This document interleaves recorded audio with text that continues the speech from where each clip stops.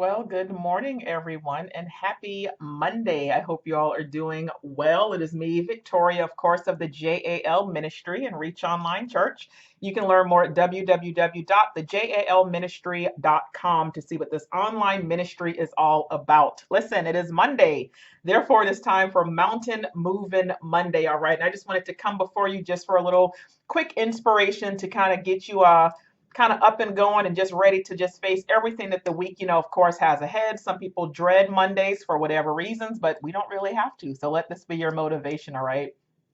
So I was actually in a little bit of a situation here recently where someone had an issue with me, and I couldn't really figure out why. I was like, okay, this person has something against me. It's something personal, even though they're acting as if, they don't, kind of, some people, unfortunately, like to our face, they might act like everything is okay, but you know that something is a little bit off. You know that that person is maybe not being 100% genuine, and I can be honest and say that honestly, it did bother me a little bit because I couldn't figure out what the problem was and what the issue was. Of course, knowing who I am and what I've been to this person, why they would have those feelings towards me.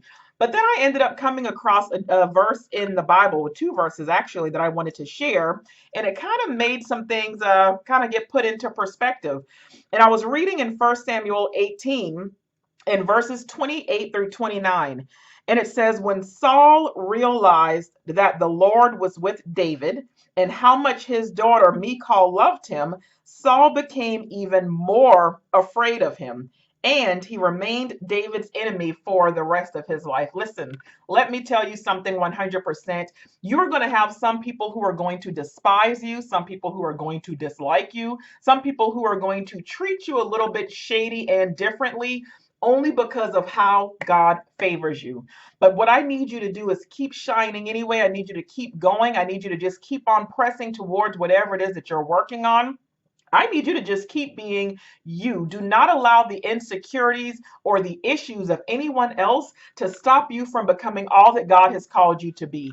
At the end of the day, we are looking for the approval of God, not man. And I believe that's even what it says in Galatians 1:10, if I'm not mistaken. Like, it's his approval that we care for, because if we're too focused on somebody else, what they think, what they say, maybe even dumbing ourselves down or watering ourselves down, that's now giving them the position of God. We're now like elevating them as if they are God in our lives, and we just cannot afford to do that at all. You are God's light. You are his masterpiece. He delights in you 100%. So never, ever, I'm sure you've all, seen the quote, the saying, but never dim yourself down in order for someone else to shine. It's like Saul, hey, dude, you had perfect opportunity, all right? You were made king. He was chosen by God. He had a chance. But like Samuel told him, obedience is better than sacrifice. So at the end of the day, like people, we make our own decisions. And I remember how Samuel was so hurt, because of everything. And he was like really mourning what God was revealing to him about Saul. And after a while, God was like, look, you've mourned long enough. I need you to get over it. Listen, I have chosen someone else who is after my own heart.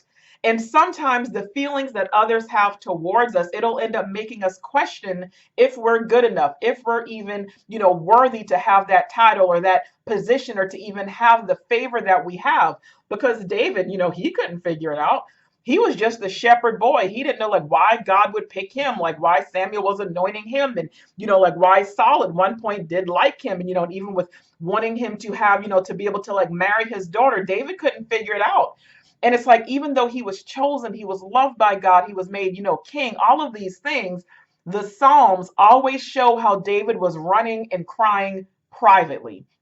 A lot of times, even after a public victory or something that would actually take place, the Psalms show many times where he was like, in a cave or someplace else, like crying out to God and just really questioning God and trying to figure out, like, who am I and why have you forsaken me? Why have you left me? Like, what's going on? And I didn't sign up for this. Like, we see David with all of these different emotions, right?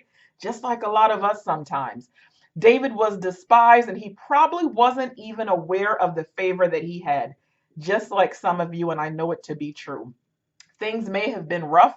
Things might be rough for you right now. You might still be in the field like David, only because of your favor. But keep in mind that even so, you are separated and not isolated. You are set apart and not set aside. That's what you have to keep in mind. I think about Jesus, the stone that the builders rejected. Like, listen, God favors you, okay? He loves you, so you need to expect to be despised. But don't let it keep you down. Just know that that means you're doing something right and God is for you. All right. So let that move all of your mountains today, the days to come, the rest of the week, rest of the month, rest of the year, for all I care. That's the message that I have with you.